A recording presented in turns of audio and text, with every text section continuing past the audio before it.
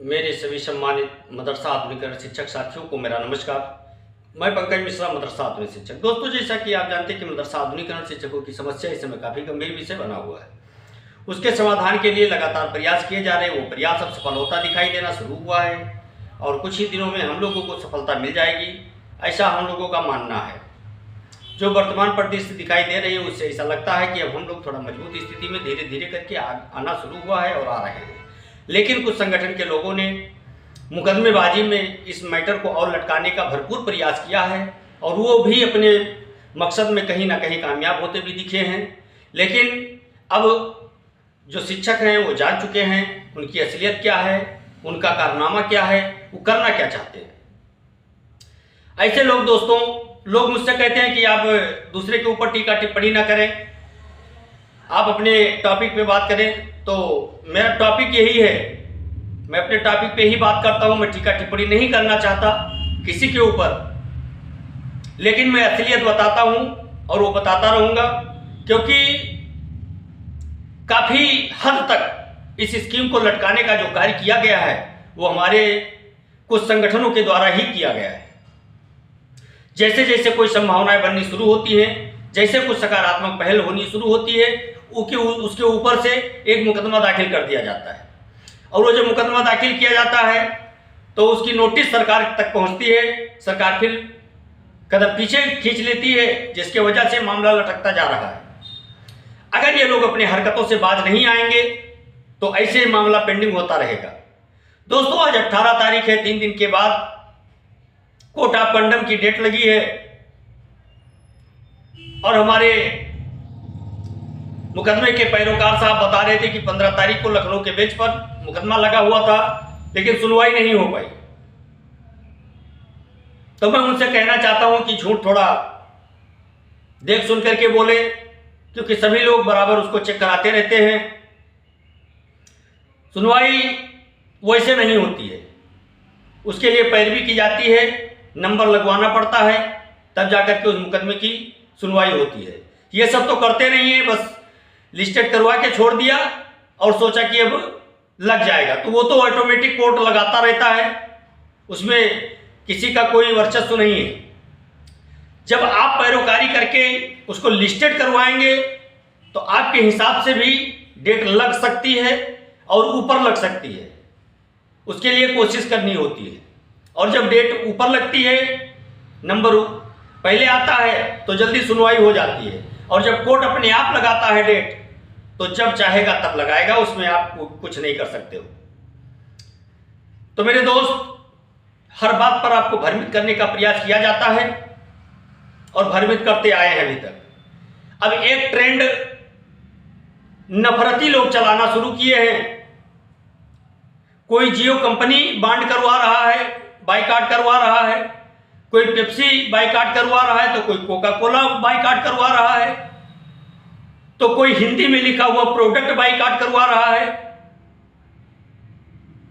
मेरे दोस्त, ये सब बचकाना हरकतें हैं। आपके बाइकाट करने से कोई चीज बाइकाट नहीं होती है। और सोशल मीडिया पर एक व्हाट्सएप ग्रुप पर बैठ करके और हर चीज का बाइकाट करवा रहे हैं। आपके बाइकाट कराने से कोई चीज बाइकाट होती है? जब सरकार चाहेगी उस चीज का बाइकाट होगा। आपके बाइकाट कराने से बाइकाट नहीं होगा। तो आप अपनी सोच को बदलो मेरे भाई। क्यों उसी पुराने ख्यालात में, कट्टर मानसिकता के ख्यालात में आप जीना चाहते हैं? जमाना बदल चुका है। मेरी बात को समझने का प्रयास करें, इसको अन्यथा अपने हिसाब से न लें। मेरे कहने का तात्पर्य है कि समाज को देखते हुए कार्य किया जाता है। कोई जरूरी नहीं है कि आपके पिताजी मजदूरी करते थे तो आप मजदूरी ही करोगे, ऐसा नहीं है। आप प्रोडक्ट बाइकाट करोगे, कितनी संख्या आपकी है, कितना बाइकाट करेंगे भाई साहब? 22,000, 24,000? इससे ज्यादा तो आधुनिकीकरण शिक्षकों की संख्या है नहीं। तो इसको बाइकाट करके आप क्या कर लेंगे? कुछ नहीं कर पाएंगे। न हमारी इतनी क्षमता है कि हम सरकार को गिरा पाएं या बना पाएं। तो तो क्यों अपनी मंशा जाहिर करते हो इस तरह से कि दूसरे को भी बुरा लगे? उसके साथ साथ सरकार भी खुफिया तरीके से व्हाट्सएप की चेकिंग भी करती है। इस चीज को मानना चाहिए। कोई फलस्तीन और गाजा को लेके आ जाता है, कोई चीन और पाकिस्तान को लेके आ जाता है, कोई बांग्लादेश लेके आ चला आता है। मेरे भाई, काम आपका हिंदुस्तान में होना है। हिंदुस्तान के अन्न से आपका पेट भरेगा और हिंदुस्तान के लिए जियो और मरो। फिर आपके ऊपर ना कोई अंगुली उठा पाएगा, ना कोई कुछ कर पाएगा। पहली प्राथमिकता हमारी है राष्ट्रीयता। अगर मेरा राष्ट्र बचा है तो हम सुरक्षित हैं, अगर मेरा देश नहीं बचेगा तो हम सुरक्षित नहीं हैं। जो हुकूमत है हमको उसके हिसाब से चलना है। हुकूमत से बैर करके हम नहीं चल सकते, और जो बैर करता है उसका परिणाम भयानक होता है। आप लोग देख रहे हैं, सभी लोग देख रहा है। तो ऐसे शब्दों का चयन ना करें कि आपके लिए भी परेशानी हो और ग्रुप एडमिन को भी परेशानी हो। एक ग्रुप पर फलस्तीन और गाजा का मैटर डाला गया था, हालांकि उसके बाद तुरंत उसको ओनली एडमिन कर दिया गया। उस पर हमारी नोकझोंक भी हुई है। तो ऐसे चीजों का प्रयोग ना करें। एक तरफ तो आप सरकार से ये चाह रहे हैं कि जो हम कहें वो हमारा काम हो जाए, दूसरी चीज आप सरकार के खिलाफ काम कर रहे हैं, तो ये दोनों चीज संभव नहीं हो सकता है। और आपके साथ साथ सभी लोग परेशान रहते हैं। तो कुछ लोग ही ऐसे लोग हैं, बस 2-4 लोग ऐसे हैं ग्रुप पर कि उनका मन केवल उपद्रव में लगा रहता है। इतना मन अगर वो स्कीम के बारे में लगाते, इतना मन लगा करके वो धरना प्रदर्शन करते, इतना मन लगा करके वो अनिश्चितकालीन धरना करते, तो शायद आज दिशा और दशा दोनों बदल गई होती। मैं एक बात और सत्य कहने जा रहा हूं, उस पर कुछ लोग कटाक्ष करेंगे। आज 7 सालों से मदरसा आधुनिकीकरण शिक्षक अपने वजूद के लिए लड़ रहा है, और ये शिक्षक उस समाज को जोड़ता है जो समाज मुख्य धारा से कोसों दूर है। जो बच्चे मॉन्टेसरी स्कूल में या अच्छे स्कूल में एडमिशन नहीं करवा सकते, उनको यह आधुनिकीकरण शिक्षक पढ़ाने का कार्य करता है और समाज की मुख्य धारा से जोड़ने का काम करता है। सरकार दोहरा रवैया अपना करके इन शिक्षकों को काफी हद तक परेशान करने का कोई बहाना उसने छोड़ा नहीं है। ऊपर से जो मुसलमानों के रहनुमा बनते हैं उनके मुंह में दही जमाया हुआ है। इन शिक्षकों के लिए आज तक वो आगे नहीं आ पाए। ना कोई प्रबंधक आया, ना कोई मैनेजर आया, ना कोई सदस्य आया, ना इलाकाई लोग आए। वक्फ बोर्ड के लिए कई मुकदमे दायर हो गए भाई।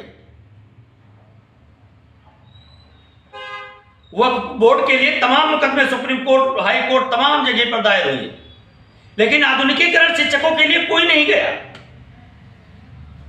इससे आप दोहरा रवैया समझ सकते हैं कि देश किस तरफ जा रहा है, लोग की मानसिकता कहां तक चेंज हो चुकी है।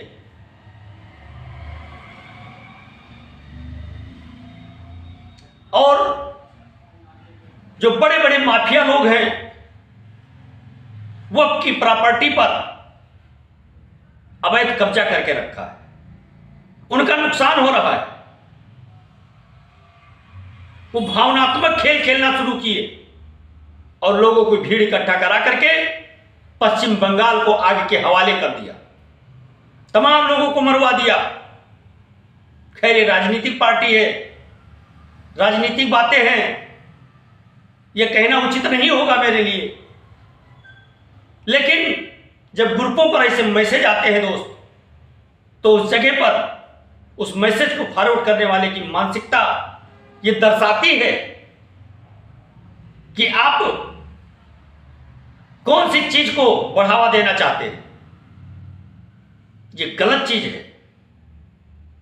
आप अपने काम से काम रखें, जो आपका काम है वो आप अपना काम करें, उसके लिए आप प्रयास करें। जिससे आपकी रोजी चलनी है, वक्फ बोर्ड आपके यहां शादी कराने नहीं आएगा।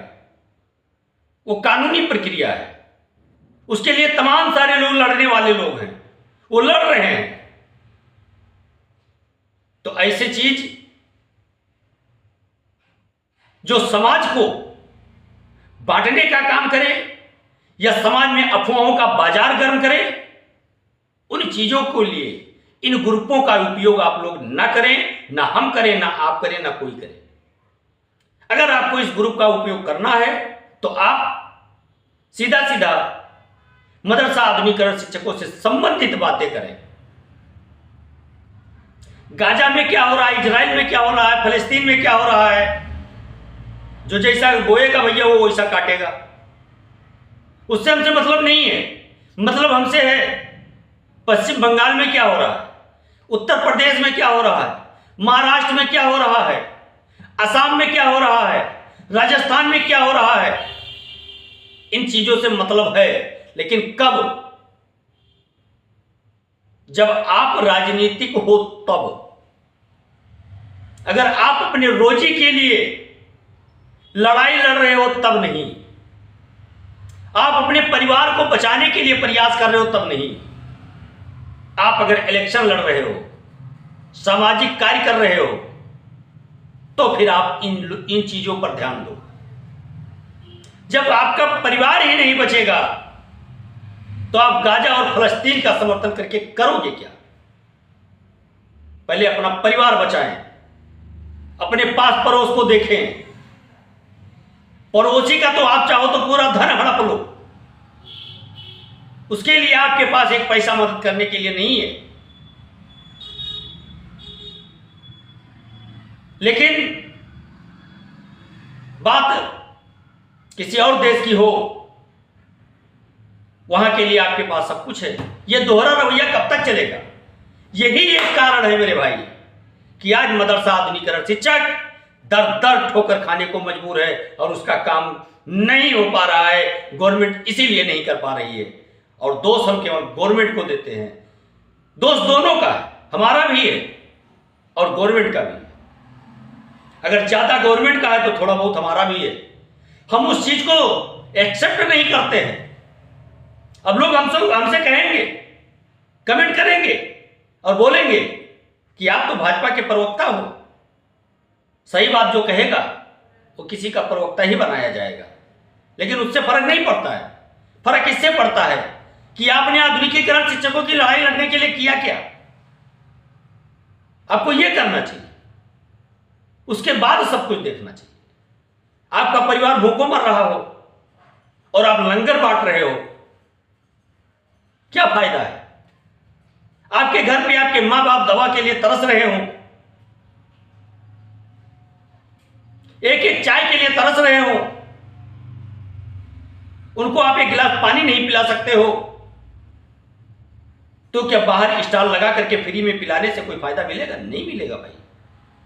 आप पांचों वक्त के नमाजी बनो, कोई नहीं रोकता है, लेकिन केवल समाज को दिखाने के लिए अगर आप नमाजी या पुजारी बनते हैं तो यह गलत है।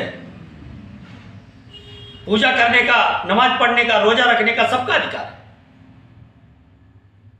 लेकिन सबसे पहले आपका धर्म यह बनता है कि आप अपने परिवार को देखें, अपने आसपास पड़ोस के लोगों को देखें, उसके बाद आप बाहर निकले।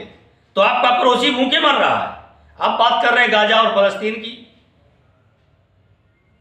मेरे दोस्त, सोच को बदलो और अपने काम के लिए संघर्ष करना सीखो, तब कामयाबी आपको मिलेगी। बात कड़वी है मगर सत्य है। आज के लिए बस इतना ही। नमस्कार, जय हिंद, जय भारत।